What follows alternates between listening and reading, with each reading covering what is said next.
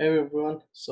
Today we are going to talk about the bitwise operations, and in the previous lecture you went through the machine organization and all of those, but in this one you will look at more like how to work with bytes or even bits, like how to make changes to them and all.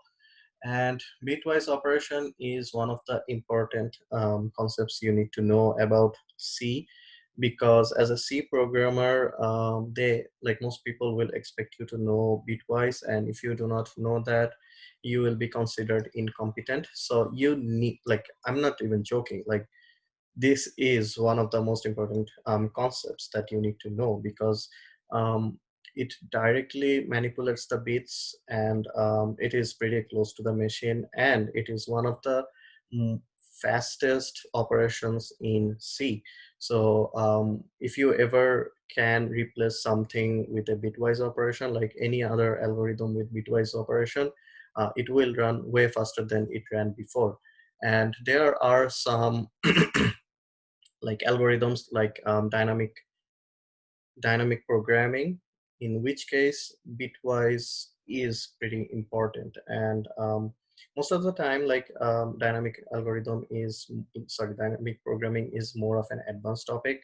You'll probably not learn about it in your undergrad, or if you can learn about it in your competitive programming if you are into that. Other than that, it won't come in handy, but later on, if you are working with this embedded system or any type of system, and you want to make your system faster, you will be using bitwise operation. I gave all of those introduction just to give you an idea of why this topic is important, okay? So yeah, let's get started. So C includes operators that permit working with bit level representation of a value.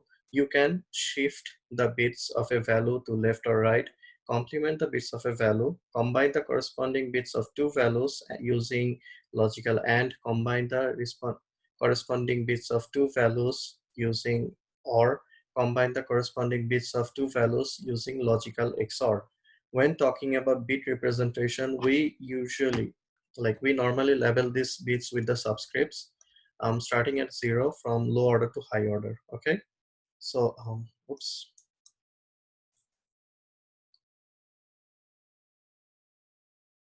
So this is how we are going to go about, like,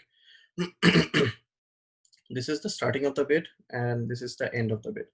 The hmm. So how it works is, this is the lowest bit and this is the highest bit, okay? So whenever we are going to talk about bits, start counting from on the right side and end at the left side. So it's like normal mathematics, okay? So endianness. When a multi-byte value like int32t is stored in a memory, there are options for the deciding on how to organize the bytes physically, okay? I need to change this. It's causing trouble. So this is how the bytes are stored. Okay. So if it's int32, it's not uint32. So one way to store the number is big endian. The other one is little endian. Okay. So in this case, this is a number. We are going to store it like this.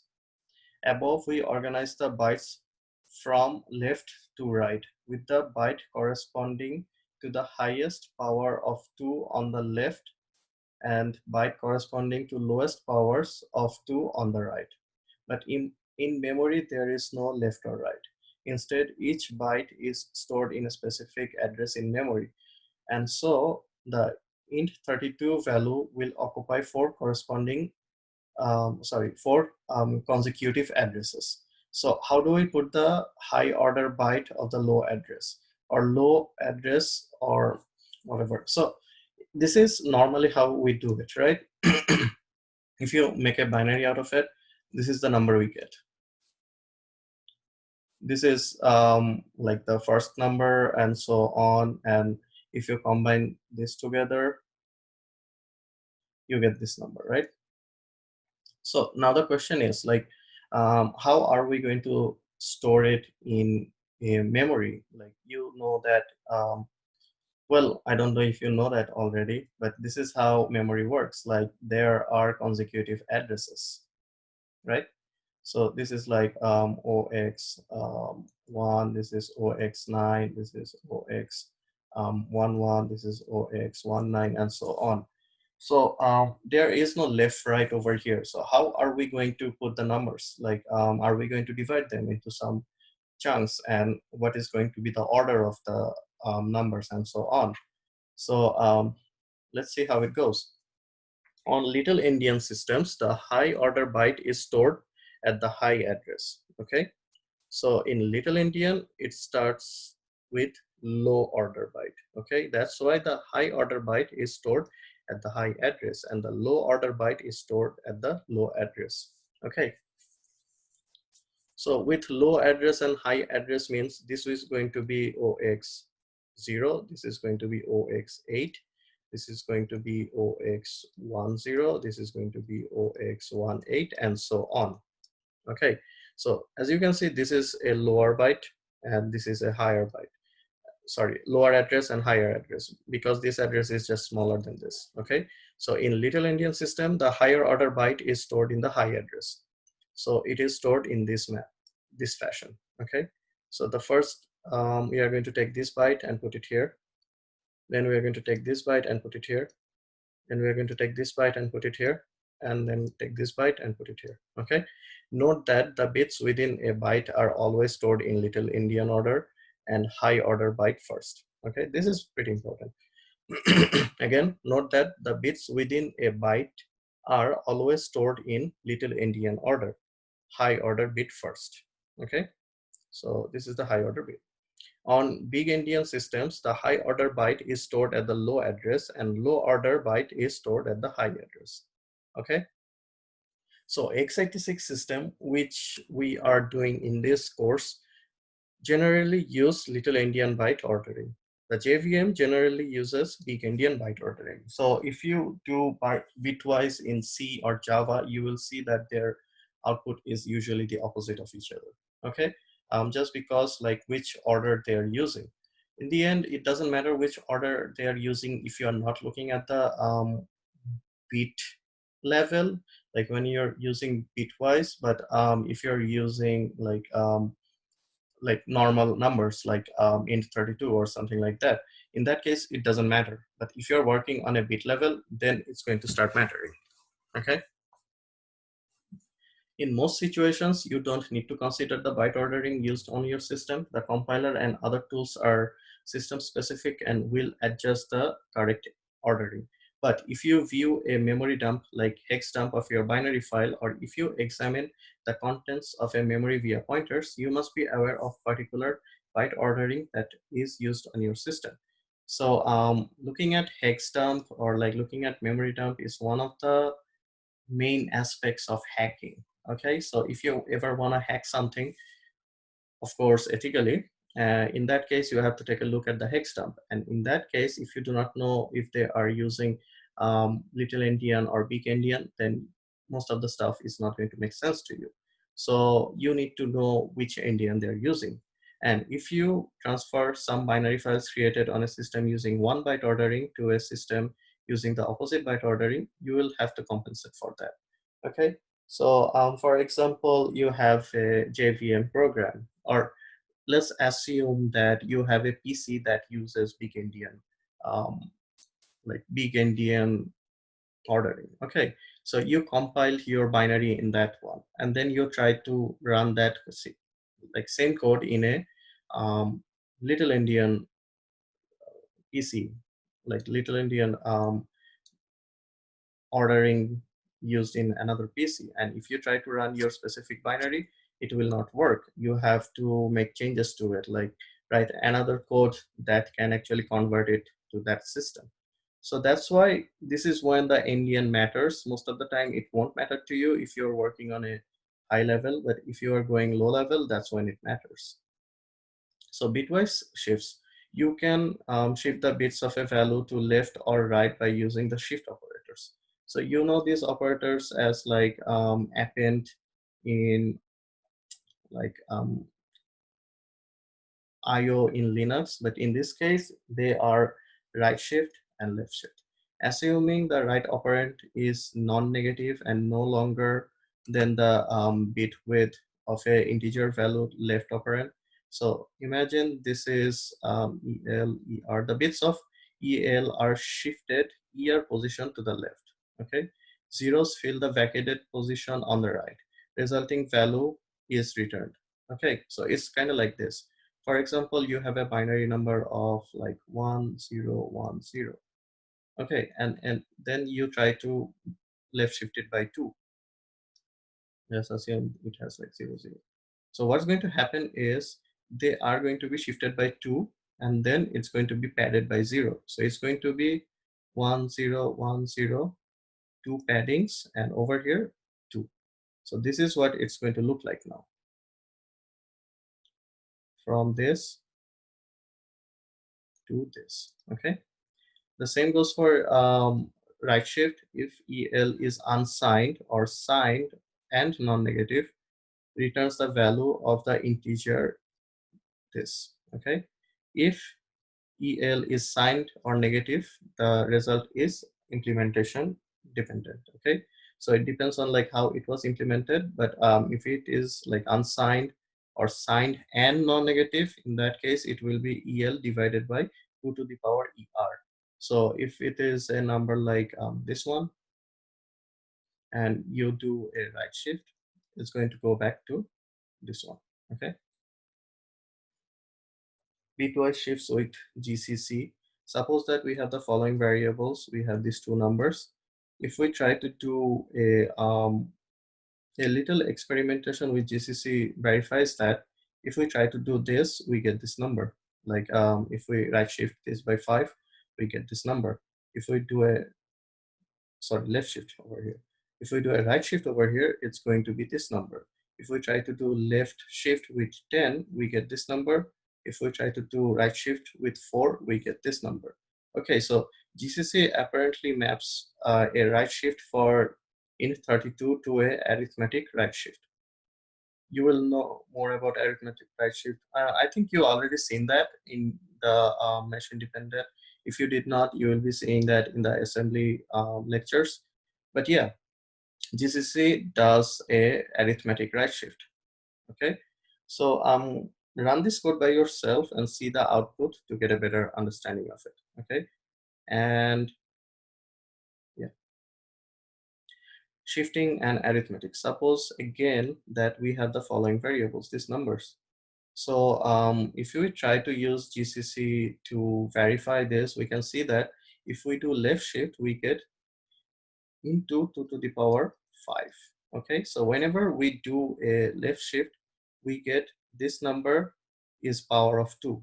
So if we want to like multiply something by a power of 2, we can use left shift. So if you want to multiply something with 8, which is 2 to the power 3, then in that case, you do a left shift by 3. If we want to divide something by 2 to the power n, we use right shift. Okay, but remember, in this case, this number needs to be non-negative. Okay, so let's take a look at this one. If we do a left shift of 3 to the power, 2 to the power 10, is going to be left shifted by 2 to the power 10, which is okay. But in this case, it will not be okay. And the main reason is because of the implementation. Like sometimes it will be implemented correctly, but in GCC, maybe not. Okay. Logical complement, logical negation is defined by the following table. So if we have x, if we do a complement logical negation of x, we get the opposite bit. Okay, in C, bitwise complement negation is represented by this symbol, which is the tilde. It is the symbol that is under your escape button. Again, the operator is normally applied to a multi-bit operand of standard C. So this is what it looks like, right? But what it actually means is if you have a number like 10100011, If you have a number like this, and if you do a logical negation, you will get a number that is exactly opposite bits. Okay, so all these ones are going to be replaced by 0, and all the zeros are going to be replaced by 1. So if we do this, we get this number 0 1 0 1 1 1 0 0. Okay, so here is the difference between the bitwise negation and the logical negation. Okay, well, not logical. Okay, so in the negation, whenever you're using like boolean, you use this exclamation mark, right? So if you are using exclamation mark in C, what's going to happen is this whole thing is just going to be replaced by 0. And if you have 0, it's going to be replaced by 1. So how it works is, in C, if something is 0, that is false. If something is not 0, it can be any number. It can be a positive number, it can be a negative number. As long as it's not 0, it's going to be true. So in which case it's not 0. Okay, so if you have any number and if you try to negate it, it's going to turn into a 0. But if you negate a 0, it's going to turn into 1. This is a very important knowledge in C, which you'll be using a lot. So, and most of the people will expect you to actually know about that. Otherwise, like, you cannot claim to be a C programmer. Okay. So bitwise and or, you already know that thanks to your discrete math course. So if you do a and, as long as there is no like not all of them are ones, it's going to be 0. If there are two ones, it's going to be 1. And for or, if there is two zeros, it's going to be 0. Otherwise, it's going to be 1. That's pretty simple. You use this for and this for or. So again, this is for multiple variables. So if you have a number like this, and if you want to do and with like, so it's going to be, these two are ones, right? So it's going to be 1. These two are 0, so it's going to be 0. These two are 1 0, but we know that it's going to be a 0. 0 0 is going to be a 0. Same goes for or. If we want to do that, as long as there's 1, it's going to be 1. Now, so the most important thing over here is, remember, I'm like showing you in the binary representation. It's actually going to be something like this, 6 and 8. So whenever you're doing something like this, you have to turn it into a binary. So the binary of 6 is 0 1 0, no, 0 1 1 0. This is the representation of 6. For 8, the representation is 0, sorry, this is 1 0 0 0. This is 8, right? Then if you do and, it's going to be 0 0 0 0. So the answer of 6 and 8 is going to be 0. Okay, now if you want to do a or between them, like 6 or 8, it's going to be 1 1 1 and 0. So this is, I think, 8. I kind of forgot what this is. It's probably like 13 or 14. So answer is going to be 13 or 14. So whenever you're doing and or, it's going to be the whole number, okay? Not just like bits. I mean, it is going to be bits, but you are not going to be dealing with bits directly. You have to do the calculation in your head or just run it, okay? The XOR, in case of XOR, if they are the same, it's going to be 0. If they are opposite of each other, it's going to be 1, okay? This is the XOR symbol in C. Okay, most of the time you use it as power off, but in C this is actually the XOR. So whenever you try to do a power off in C using this, you got a weird number. That's because they were being XORed instead of power off. Okay, so let's take a look at like bit masks. C programmers often create a mask to use bitwise operations in order to facilitate some higher level task. So we are going to do a multiple of 4. So in the previous, like just a few minutes ago, I showed that if you want to do a multiply by 4, you are going to do a multiple of 2, which is in this case 2, because 2 to the power is equal to 4. So to do that, let's see what we're doing here. Oh, my bad. So in this case, we are actually checking whether the number is multiple of 4. So in this case, we are going to create a mask with 3 at the end. So this is what the mask looks like. All of these are going to be 0, and at the end of the part, it's going to be 0, 0, 1, 1. And then we are going to do a AND with that mask, like mask the value with the mask, and return whether this is equal to 0 or not. Okay, so if it's a 0, if the answer is 0, then you know that it's a multiple of 4, otherwise it's not. So how it works is we have this mask, right? 0, 0, 1, 1.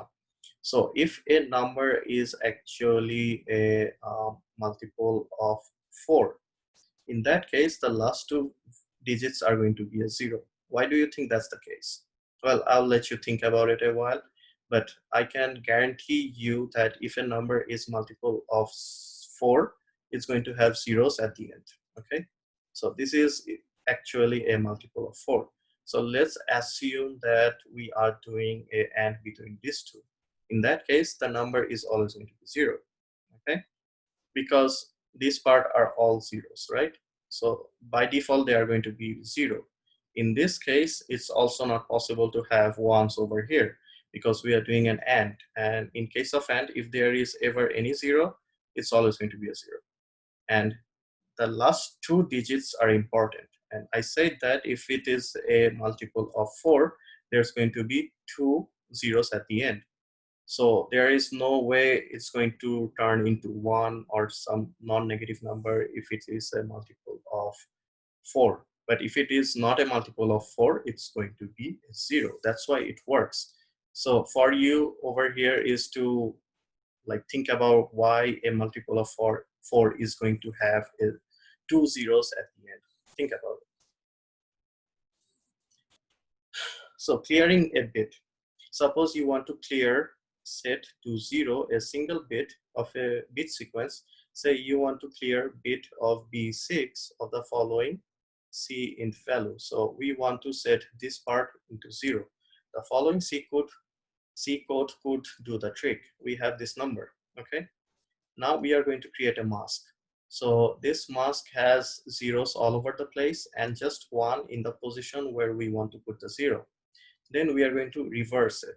So it's going to be full of ones and only that part is going to turn into a 0. Okay. Then we do a AND and it's going to work. Why do you think this works? Again, think about it. And if you have any questions, just ask me and I will answer it to you. But my suggestion is try to do it by yourself at first. Try to figure it out by yourself first, and then if you know, you know. If you don't know, you can ask me. Example, printing the bits of a byte. So C does not provide any format specifier for displaying the bits of a value, but we can always roll on our own. So if we want to print a bit, we can get the byte as a parameter. We can use a mask. In this case, this is the mask. Then we are going to run a for loop. Okay, we are going to run it for 8 times, and each time we are going to do a mask this. Okay.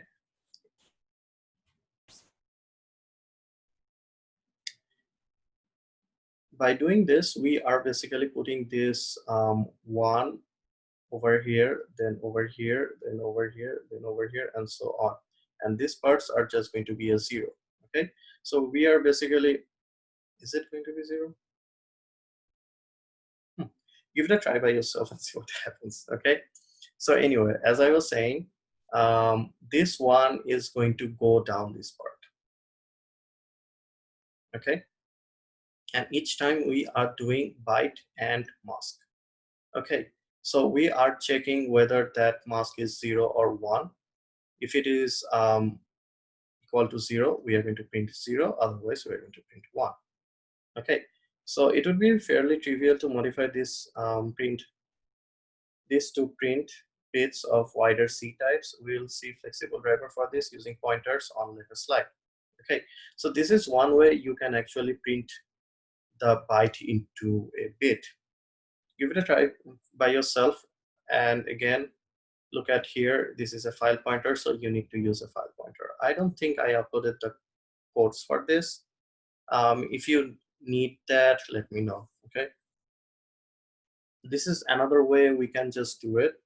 So like, no, this is not another way, this is the same way. Mask 1 has 1 in position k and zeros elsewhere, with k between 7 and 0. So initially it's going to be this. After you do a right shift, it's going to be 1 and the rest of the stuff. Then it's going to go down and so on. So yeah, it's not going to be filled with ones on the left side. Give it a try yourself. Try to print the mask itself and see how it is actually propagating from left to right. When we are doing byte and mask, is basically taking that specific byte on that position, because like we know that when we do and, if both of them are 1, only then it's going to be a 1, otherwise it's always going to be a 0. Okay, and then we are checking whether the whole thing is a 0 or not 0. So if it's a 0, we are printing 0, otherwise we are printing 1. Printing the bits with pointers. So we can also use pointers for this. So how we are going to do is, first we are getting the pointer. Okay, so over here we have a array. Okay, how do I know it's an array? Well, I'm guessing it. Then we have the length. So because we are given a length, we know that this is going to be an array. Most of the time that's not going to be the case, and again I told you that it depends on how the header is written. So you have to take a look at the header and see what the pointer is being used as. It could be an address of something, or it could be an array. In this case it's an array. So first we are going to get another array, and we are going to start at source plus length minus 1. So we are going to start at the bottom of it. Okay, then we are going to run a for loop where every byte is like, we're just like reading all the bytes. In this case, we are saying that this is the dimension of the array. So we are going to run a loop till the dimension of the array. First, we are going to get the current byte, which is this. We are pointing at the beginning of it. Sorry, end of it. Okay. Then we are printing the byte. In this case, this print byte is this function. Okay. Then we are doing a print, because we know that we are using a file pointer. And then we are checking whether byte is less than length minus 1, which means if it reached the bottom of it or beginning of it. Then in that case, we are going to print a space. Otherwise, we are going to go back up. So if you have numbers like 1, 2, 3, 4, 5, 6, and so on, it's going to start from here and start printing them one by one.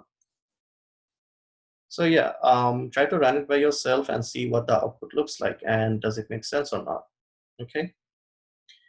Let's take a look at the integer division. According to quotient remainder theorem, given two integers x and y, where y is not 0, there are unique integers q and r such that x equals q into y plus r. This is basic mathematics, right? Q is called the quotient and R is called the remainder. We all remember how to compute Q and R by performing long division. Hardware to perform integer division tends to be complex, require many machine cycles to compute a result. It's actually like, usually if you want to do like a plus b, it takes like 1 or 2 steps. But if you want to do like a divided by b, it takes like 8 cycles. Okay, which takes a lot. That's why a summation or like subtraction usually takes way less time. But a multiplication, for example, takes a literal loop. Like it will, if you do something like this, it's basically doing something like while b minus minus, and then you do like a equals a into a or something like that. Okay, that's how the multiplication works in assembly level. The same case is true for division as well. So we know that so from this we know that it's going to take a lot of cycles. So if you want to make it run faster, for example, open source indicates that execution of an integer division instruction on an Intel Sandy Bridge CPU may require 29 cycles and 32-bit operands for 92 cycles. Oh yeah, I was working, when I said like 8 cycles, I was talking about like 16-bit. Yeah, I'm old. So anyway, yeah, this is how many cycles it needs, okay? So if you want to make it faster, you can actually use Bitwise. However, some special cases allow us to divide without dividing, like without using the divide operation. Suppose we want to divide an integer n by the power of 2, say 2 to the power k. Mathematically, the quotient is just n shifted k bits to the right, and the remainder is just the rightmost k bits of n. So we can obtain the quotient and remainder by using bitwise operation. So this is going to be our quotient. This is going to be our remainder if the divisor is 8 and if the number is 61. So how does it work? Like, how are we going to do that? First, we need a mask, okay, to get the remainder. We also have the number. So bitwise and applied to n with the right mask will wipe out the low bits, okay? Put ones where you want to copy the existing bits in n, and ones where you want to be cleared. So if you want the quotient, you are just going to remove these zeros, right? Like, sorry, remove this part if you want to do a division and you want the quotient. So to do that, we can create a mask for that, okay? And how are you going to create the mask? We need ones over here and zeros for the rest of the stuff and do a complement. In that case, we are going to get this mask. And if we do a AND against this, we get the whole quotient, right? We get this part. Of course, this yields this part. And now we have like zeros over here. And then we have to do a right shift. In that case, this part is going to be removed and it's going to be divided by it's going to be divided by in which case it's 8, right? We could shift this result by 3 bits to the power 3, and but it would have been just an easy just to do this because we know that this part is just going to be removed. But we can actually make use of this mask. We can actually use it to get our remainder. Okay, if we do this, and what about the remainder? Use a different mask. We can actually basically just like, complement it and we get this specific mask. Of course, this yields this number, which is our remainder. QTP, how do we form a mask if we are given a divisor? We know that it's a power of 2, but we do not know what power of 2 it is. Hint, consider the relationship between base 2 representation of 2k and 2k minus 1. Give it a try yourself. Again, if you cannot do it, ask me. So flipping bytes, we are going to flip the bytes. So first we have the high byte, which is this.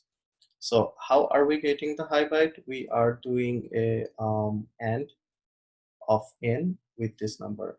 This basically means like 1111, 1111, and 00. So in this case, the high byte is basically holding onto the higher byte, like this part, and not this part. It's just going to turn it into 0. Then we are going to do a right shift, in which case this is our higher byte now. This is just zeros, and this is our higher part. Then we are going to left shift it. Why are we doing that? So we have the n, we are going to left shift it. So it's going to be filled with zeros at the low part. And on the high part, we are going to get the lower bytes. And then if we do an AND, it's basically, okay, so how it works is first you have a number, certain number like 1010 and 0101, sorry, or whatever. So this is our number. Okay. So when we do this, we are getting this and putting it somewhere else. 1 0 1 0, and we have like 0 0 0 0.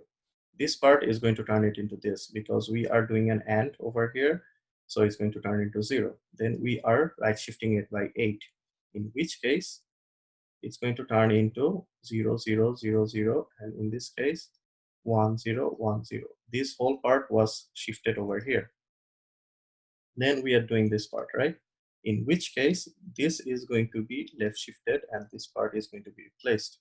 In this case 1 0 1 1 0 0, and over here it's just going to be 0 0 0.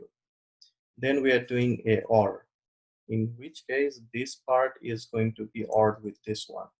So these zeros are going to be replaced by 0 1 0 0 from here, and these zeros are going to be replaced by 1 0 1 0. So that's how the flipped byte works. Give it a try yourself, see what happens.